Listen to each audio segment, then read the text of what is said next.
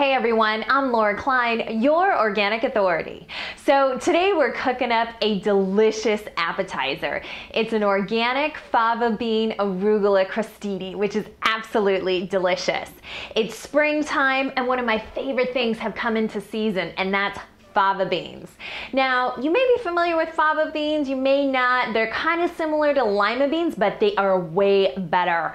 I love the flavor. Trust me, growing up as a kid, I hated lima beans, and these things are really darn good. So let's get started. So first off, we're gonna heat a half a cup of olive oil in our pan. Basically what we're gonna do is we're making a flavored olive oil that we're basically going to drizzle over the bread, which is gonna become our crostini, which is really toast. So I've got a half a cup of olive oil. I've got 4 garlic cloves. Now all I did with the garlic cloves is just smash them and take the skin off of them. And I've got a half a cup of basil. Now you could use parsley, you could use marjoram, you could use whatever you want. That heat is a little high. You don't want to have the heat quite that high. Sometimes this gets really warm. So anyway, we're just going to saute this for just a minute or so. You want to saute it until the garlic starts giving off its aroma, and you don't want to overdo it. Okay, so next I'm adding a little salt and pepper. We're just gonna help bring out those yummy, luscious flavors.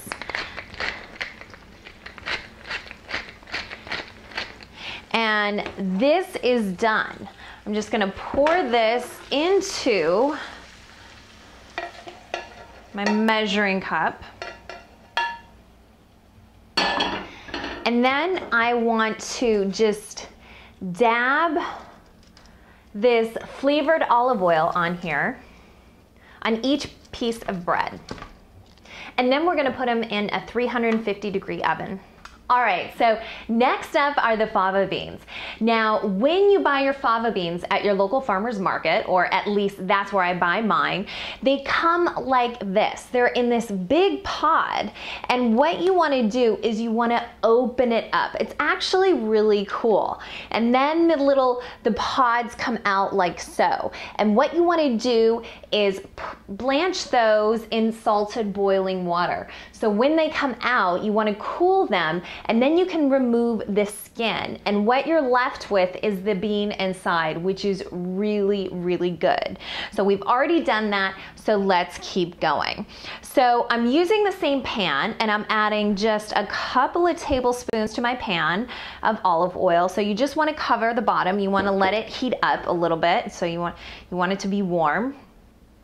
And I'm gonna add my garlic. I've got about 1 to 2 tablespoons of chopped garlic here. And be careful with garlic, you know, because if you cook it too long or too high, it gets brown and then it goes bitter. So I'm gonna immediately add my fava beans here. And I've probably got about 2 cups of fava beans. And next I'm adding a 1/4 cup of a dry wine. So you can use something like a Chardonnay, that's what I prefer. Or you could use a Sauvignon Blanc, or you know, whatever you have on hand, just so long as it's a good tasting wine, because you don't want to add something that you wouldn't drink, because remember, if you're adding bad tasting wine to food, you're imparting that flavor into your food. So these guys are gonna saute for about 10 minutes. Next up, we're gonna puree the favas. And you can do this simply in any food processor, or if you don't have one, you can do it in a blender.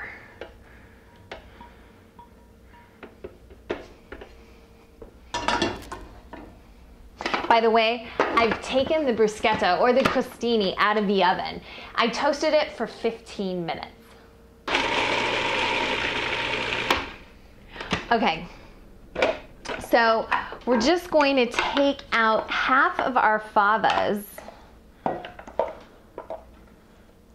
Just a little bit.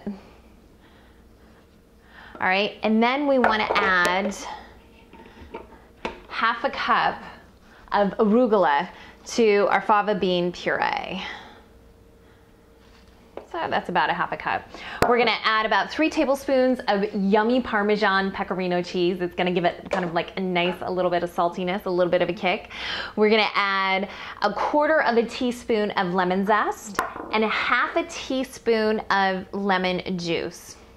I'm gonna add a little pepper. I'm not gonna add salt yet because the pecorino or Parmesan cheese, whichever one you decide to use, does have salts in it. So we're gonna taste it before we add any more. All right, next up, I'm gonna add 1/4 cup of olive oil.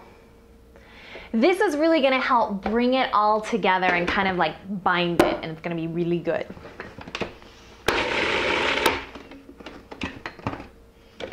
Ooh, yeah, this looks awesome. I'm gonna taste it right now. That is delicious. Oh my gosh, I can taste the spicy arugula, kind of the salty Parmesan. This is good. Okay, next, we just wanna run our knife through our remaining arugula. This is gonna add some nice texture to our puree here.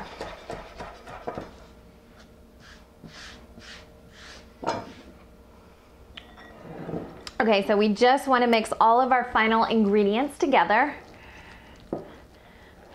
And this looks gorgeous. The arugula has given a really nice deep green flavor. You can see the chunkiness of the lima beans. Actually, not the lima beans, but the fava beans. And this is delish. All right, next up, we're going to just simply spoon our little fava bean arugula puree onto our little toasts. And for the finishing touch, I'm gonna garnish it with a little piece of shaved Parmesan. Now, that looks good and super delicious. It's time to dig in.